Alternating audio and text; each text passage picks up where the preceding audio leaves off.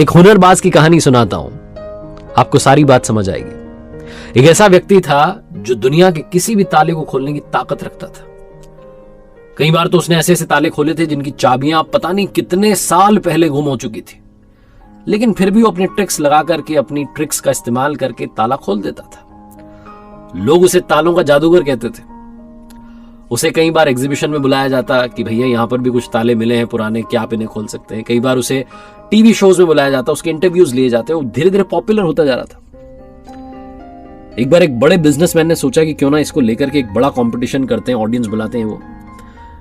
तो इस हुनरबाज को न्योता दिया गया कि क्या आप आना चाहते हैं। इसके लिए इनाम भी रखा गया कि 10 लाख रुपए आपको दिए जाएंगे, आप पधारें। इसने खुशी खुशी यहां भर दी। ये पहुंचा तो एक स्विमिंग पूल के किनारे ऑडियंस को बिठाया गया था, स्टैंड लगाया गया था।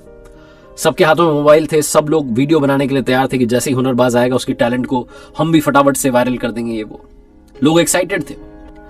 ये व्यक्ति वहां पहुंचा तो जो ऑर्गेनाइजर था उसने इसे कहा कि आपको तैरना आता है। इसने कहा हाँ मुझे तैरना आता है, मैंने सीखा था बचपन में। तो इसे बताया गया कि ये बड़ा सा बॉक्स है, इसमें आपको बैठना है। इस बॉक्स को हम स्विमिंग पूल के अंदर उतारेंगे।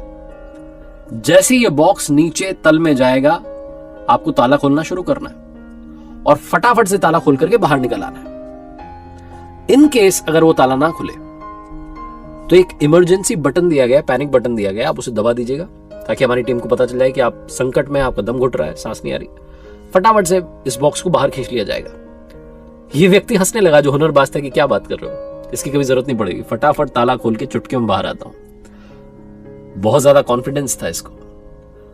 इसे बॉक्स में बिठाया गया, नीचे उतारा गया। जैसे ही ये तल में पहुंचा उस स्विमिंग पूल के, इसने ताला खोलना शुरू किया।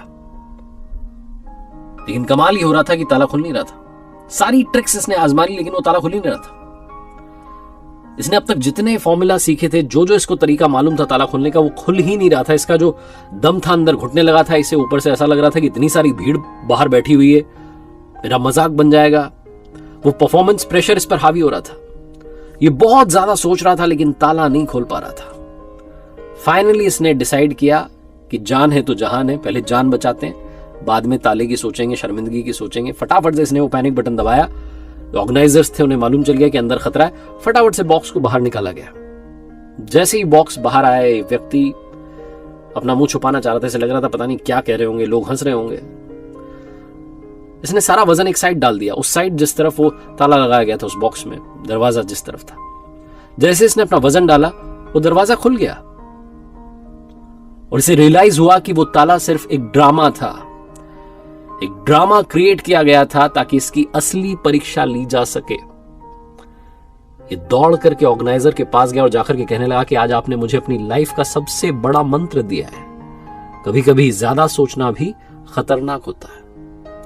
छोटी सी कहानी है लेकिन आज की लाइफ में, हम सब की लाइफ में इंप्लीमेंट होती है।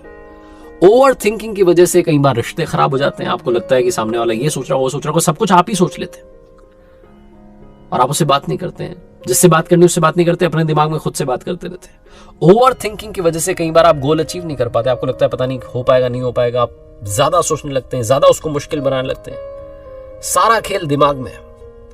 आसान सोचिए, सिंपल सोचिए, थोड़ा सोचिए, जितना सोचने की जरूरत है। ओवर थिंकिंग से आप अपना ही नुकसान कर रहे हैं। एक बार फिर से आपको बस याद दिलाना चाहता हूं जो अक्सर आपसे कहता हूं, कर दिखाओ कुछ ऐसा कि दुनिया करना चाहे आपके जैसा।